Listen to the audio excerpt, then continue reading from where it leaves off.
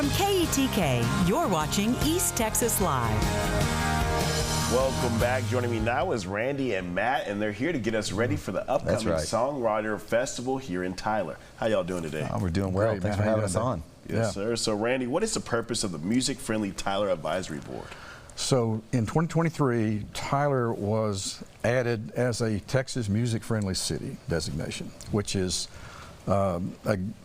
a designation that says you're going to promote music.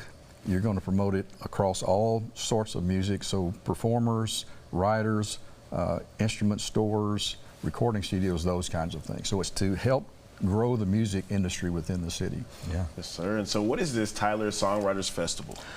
So in order to accomplish that, one of the ideas that I threw out That's your idea, was, Randy. Come on. Was a Songwriter Festival. So, that's right. And here's the thing about a Songwriter Festival. It crosses all genres, right? It appeals to a wide variety of people. Songwriters happen in every type of music. That's right.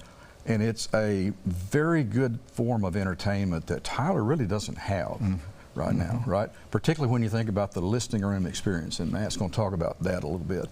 Music cities like Austin, Nashville have listening rooms, right? There's not one here. So we want to create that experience for people. There is one here. There is one here. And we're going to have this event at the Listening Lounge in Tyler, Texas, 130 Shelley Drive on September 20th. The Singer-Songwriter Festival, Tyler. Yeah. So what do you hope people kind of take away from that? Well, I think it's going to be a unique event. Yeah. I think it's going to be a unique experience. We've invited 8 local writers to come perform in the writers' rounds. We're having an all-day workshop where Connie Pinkerton, who is an excellent writer and teacher, and myself will teach the craft of songwriting. And then we'll invite people in that night to hear these guys perform their song, guys and gals. It's an intimate environment, right? You're not distracted by sounds of bars and people eating and things like that. It's an intimate environment. The main thing is the artists on the stage sharing their songs. And I've been in Tyler for 15 years playing music, and I've never seen this kind of gathering of a caliber of songwriters. Each of these is unique in their own genre. And we're going to have 2 acts, 4 in each act, that are going to be sharing the songs and the stories behind the songs. It's going to be a very personal, from the heart event, and there won't be all of the distractions that so often accompany music. But the music can be the attraction in the Listening Lounge on September 20th. Right. So, and how can people purchase tickets, and how much do those cost? So the workshop is $50, and that includes a ticket to the writers' round, or if people just want to attend the writers' round, it's $25. Best way is just to go to Eventbrite and look for Tyler Songwriter Festival 2025. You can type it in on Facebook, Singer-Songwriter Festival, Tyler, Texas, and it's going to come up very easy. Again, the tickets are only $25 at the Listening Lounge, September 20. Right. Yeah. And what's your vision for the Tyler Songwriters Festival? So our vision is this actually becomes a big event, like a 3-day event over time that repeats every year. A number of cities in Texas have them. Bryan is starting one up this year.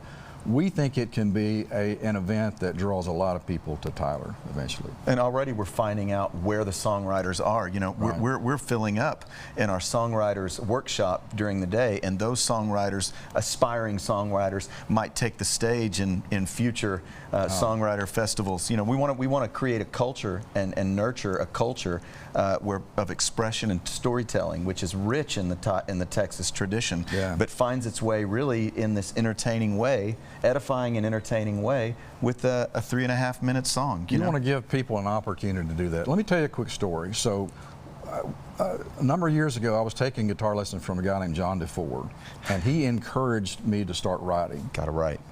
And one of his students at that time was a 17-year-old high school student named Casey Musgraves. See there? We may be finding the next Casey or Miranda Lambert, right, by doing this. They're there. Giving people an opportunity. They're right here among us. Yeah. There's a lot of great writers from East Texas in particular. Come on. Yes, sir. Well, thank y'all so much for coming. Thanks for having us on, David. Thanks for having us, man. Sir. For sure, bro. For more information, go to the website right there on your screen.